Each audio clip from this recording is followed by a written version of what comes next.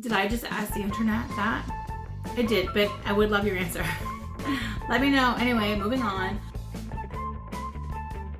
Hi, welcome back to my channel, Mrs. Shank. If you're new here, that's me. My name's May, and this is episode 4 of Knit With Me, a weekly knitting podcast / video series where I share all my crafty projects from the week before. This week actually is 2 weeks of knitting. So I'm doing this from the kitchen today because the lighting is so awful in the living room that it's not working. So I have 2 finished projects to share that I am really excited about, and 1 new project on the needles that I can hardly wait to show you. It's sitting there in the basket. I'm gonna try it on and show it to you.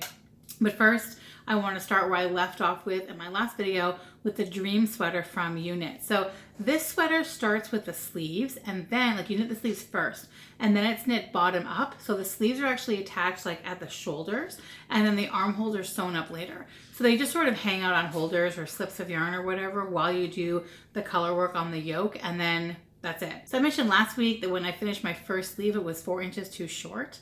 And the instructions are knit this 10-row pattern X times. I forget how many times, but knit this 10-row repeat X times, and the sleeve should be X inches. And it was 4 inches shorter than that. So at first I just figured I'll just knit them longer, I'll knit the additional 4 inches.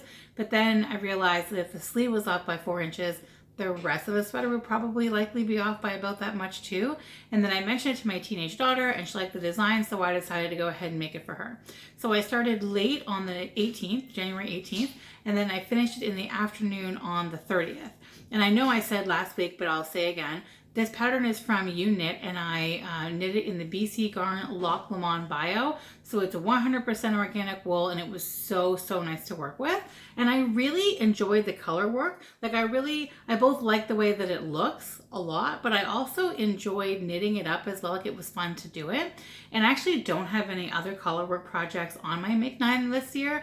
And actually this sweater wasn't even on my Make 9. I just figure if I'm making good time with that purposeful list, then I can add in some other projects whenever, especially since Lane Magazine's book of sock patterns comes out next weekend, and there's so many fun projects to do that I don't think I could stick to doing just the Make 9 first.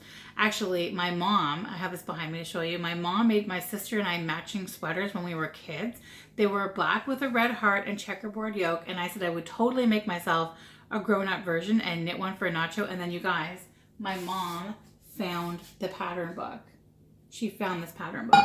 Let's just take a moment and go through this. Okay, Nikki and I wore these matching. Love them. And actually, we did recover one from my parents' house when they were decluttering. So one of my kids has one, but I want to make one in an adult size. Can we talk about how dated and hilarious this is? And I don't know how I feel about that, because I was in there too. Do you remember these kinds of, oh my gosh, so fun. And then I'll show you this one, and then these guys. Honestly, I kind of think this is cute. And then there's these.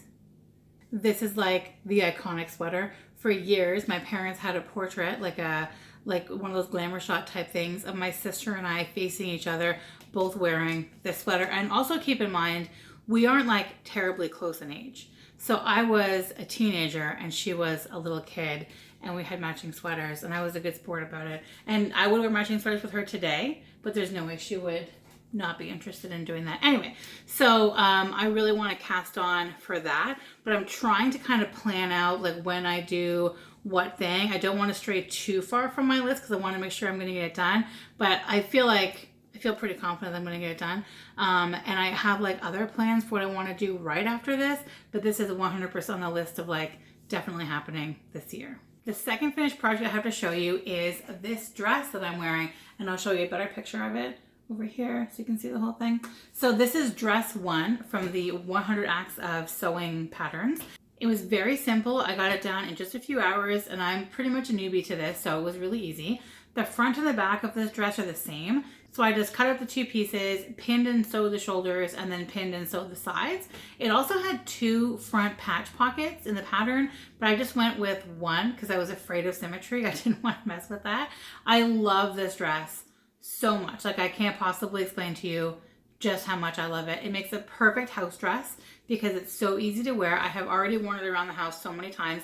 And then with tights and a cardigan, I wore it out to my parents' house, and that worked, and it was pretty cold. So pretty versatile. I will be wearing this or other versions of this all summer long. So I followed the pattern, but there are some fun changes that I will do next time. I want to make so many of these in different fabrics, different patterns, like different prints. So next time I will do side seam pockets that I learned from doing PJ pants last year, and I'll probably play around with the neckline a little bit. All I did to finish the edges along the dress was just to hem all of it. I could have done like a bias edging, which I think I will do next time, or maybe even an interfacing. I'm still learning about all of this stuff. So my knit night friend, Natasha, is into sewing, and she has tips and ideas for me to get better all the time. She's very helpful. She suggested a tank top pattern as my next sewing project, and we carry it at the store, so I'll look for it when I go in this week. And I will also make the 100 acts of sewing skirt for myself, and the dress for Daphne and the skirt for Lana, because they've requested those. But I am going to do the skirt for me, and that way I get practice doing another dress like this for Daphne, and then a skirt just like the one I'll do for myself for Lana. And then I feel like I can confidently move on to doing the tank top. I think I said this last week also, but this fabric is from Tilda Fabrics. It's their Old Rose collection, and this print is called Raspberry Eliza. The pocket is actually from Nanny Euro. Nanny Euro has so many beautiful watercolor inspired prints, like they're amazing. They would all look lovely as this dress, and I'm very excited to dive into all that stuff. Knitting, though, as you know, is my first love, and if I had to choose, I'd pick knitting, but there is something so satisfying about sewing because the projects come together so much faster than knitting. So speaking of, on my needles right now is the Hedgehog Fibers Le Pouf cardigan. I have wanted to knit this since I first saw it last fall, and I'm finally doing it now. I was going to go with all Hedgehog colors because it's a Hedgehog pattern, and I love their yarn so much, like any excuse to work on it seems like a good idea. But when I was choosing the colors at the store, they didn't have a fade that really worked for me, so I went with a mix of Hedgehog and Riverside. I've shown you Riverside before, like I know. It's hand-dyed in rural Quebec, which isn't exactly that close to me, but much closer to us than where Hedgehog is made in Ireland. So anyway, colors. So this fade, I'll show you, is done with 3 colors, but you could do even more if you wanted to. So essentially, you hold 2 strands of the same color to start, and then to begin the fade, you hold 1 strand of the first color and 1 strand of the second color. And then you do that for however long you want the fade to go. The pattern suggests anywhere from 5 to 15 rounds. I went with 15 because I wanted a really slow fade, and then you move on to 2 strands of the second color, and then you do that fade into the third color, and then you do the third color. So as usual, I agonize over these colors. I picked them out at Knit Night at Uknit with my sister and the Knit Night ladies helping me choose. I was really in love with 2 Hedgehog fiber whites. I'll show you. One is called Urchin. I only have a little bit of that one left. And the other is called Cheeky. The Cheeky has more black specks in it, and the Urchin had like more pink tones to it. I ended up choosing both of them to start the sweater. As much as I wanted to use all Hedgehog fiber as yarns, there were 2 colors from Riverside that really worked well. So I'll just bring the whole basket over to show you what those are and move my tea off the counter. So I picked Ballet, that's this one, for the middle color. And then I picked Goa for the darkest one. Yeah, I don't know, I just loved this and how these all look together. And I'll just kind of take a second and show you. This is upside down, sorry. So this is how it looks, okay? And you know what, I'll try it on. Kind of give you an idea. Hold my basket because I am attached. So this is my progress so far. You see that? This is my first cardigan, and the construction is really interesting to me. It's not knit in the round, obviously, because you know, it's not a full circle, but that means that there is endless purling involved. So essentially after you cast on, you're increasing for like these 2 front parts, and then you're increasing for the shoulders as well. And then you just do a little bit of increasing like for the main part in the back. And then you turn it around and you're just purling endlessly on the back. So I think it was probably my first or second round of purling when I realized just how much this purling was going to slow me down.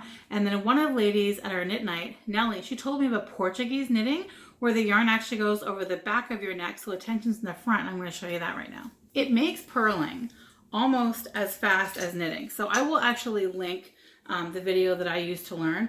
But essentially what happens is you put the yarn over the back of your neck like this, and then you pick up thusly, and then now the tension is coming from the front, and it makes the purling almost as fast as knitting. Not quite, but close enough. Definitely enough to speed up knitting a cardigan like this. I was actually reading about people who prefer to knit cardigans in the round and then reinforce the middle on a sewing machine and just steek it, like cut up the middle and then add a button band. I am not ready for steeking yet, so I'm knitting it flat, but that is not a terrible idea. So yeah, that was my progress on this. I absolutely love working on it. I love watching it all come together. So you can kind of, I'll show you up close better. The white kind of fades in. You can see like a line where it starts to fade in, but then like here you don't really, because it does seem to blend a little bit better. And right now I'm on, I think, row 3 or 4 of a 15 row fade. So you can just kind of start to see what that looks like here as I blend in that last color. This could even make a really fun scrappy project if you had a lot of minis from the same color family. Like a lot of the minis that I got from my Sugar Tots advent calendar. I mean, you need a lot more than that, but it would be like a fun way to kind of use stuff up too, kind of like scrappy socks, but it could be a scrappy cardigan. I kind of love that idea. So anyway, after I fade into the last color, I have about 8 inches or so of that before I'm ready to bind off and then pick up the sleeve stitches. It'll be done next week for sure. And then I'm trying to decide what to do next. I will for sure have time to do all my make nines this year. Like, I am positive of that. So I am including some of those other knits that I've talked about, like my mom's crazy sweater and other ones from the store. I especially love the designs from Unit. Like, they have a lot of beautiful sweaters and shawls, and actually so many amazing baby patterns and patterns for kids, but I'm not really a big fan of knitting for kids, as you probably noticed, just because they grow out of that stuff so fast. And then I feel like, I don't know, I feel like I work so hard on it and they can't even wear it for very long. I have been thinking about experimenting with needle sizes and yarns to get a different gauge. So maybe some of these patterns could fit my teenager. Now I have, but actually right now I have my eye on the crystal sweater and the everyday cardigan. I don't think I have the will to do another cardigan back to back after this one, but the crystal sweater would look really cool. I'll show it to you here. I think it would look really cool done on like a gray or black as the main color with a bright green or bright pink as the contrasting color. We'll see. First, I have to finish this cardigan. I'm hoping to be casting off tomorrow, like the body on Monday, and then maybe take a day to do each sleeve and then be totally done by Wednesday. And I do also really want to knit Nacho a version of the dream sweater because, I mean, first of all, I like to knit him a version of every sweater that I make because it's so cute. And he's a skinny Chihuahua pug and cold all the time. And also because Lena would really like to match him. So I will probably do that as soon as I'm done this one, like as soon as I'm done this cardigan. And I'm still not sure if I'm going to make him a matching sweater to the cardigan. I mean, I'm sure you've already realized that I think a little too much about this stuff, but I just don't know if I want to make him a sweater that will automatically make people assume that he's a girl because it's pink, which I know is so stupid. Like, I know this. And I was actually going to make him a little bandana to match this dress, and actually like a matching scrunchie, so we could totally, anyway. But I wasn't sure since it's a pretty girly print, and I know that it's silly, I do. But like, what do you think? Like, would you make stuff in traditionally girly prints and colors for your boy dog? Like, did I just ask the internet that? I did, but I would love your answer. Let me know. Anyway, moving on. Actually, there's a really random thing that I want to talk about really quick. So usually I wind my skeins into these, which I just showed you the ballet color, into the center pull little cakes, because that's how the Winder and Swift work. But I noticed that if Nacho gets a hold of a center pull cake and runs off with it, it's a destroyed mess. But if I wind them into balls like this, which means I'm winding them by hand, but if I wind them into balls like this and he runs off with them, he can't really hurt them. So that's my PSA for knitters or crocheters with dogs. wind your skeins into balls, not cakes, unless like your dog leaves knitting alone, which I have no experience with because Nacho is nuts for my yarn. So yeah, I feel like I've been doing pretty well with my time management between like knitting and housekeeping and all the cooking and baking, but I always want to find time to make more things. I have not started my Toronto cross stitch or those headbands I want to make from the other Riverside yarns that I bought like two weeks ago, I think. But I know that I'll find time for doing all these things. Like realizing that I can carve out time to do these things I love is the best gift that I ever could have given myself. I am working on some videos about organizing and planning to try to maybe share some of the things that I have done to help me find more time with you guys.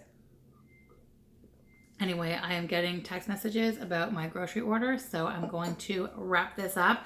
Just a reminder, if you're working on any of the same projects I am, I would love to see them. So please tag me on Instagram. If you're not already following me, I'm Mrs. May Shank over there, and I post a lot of crafty and foodie updates in my stories pretty much every day. So thanks for watching. If you have any questions about any of this, always feel free to ask me in the comments. I am always happy to answer your questions. And if you're new here and you like these crafty videos or videos about food or organizing and just casual vlogs, subscribe to my channel for new videos and hit the bell so you don't miss any. Thanks so much, guys. Bye.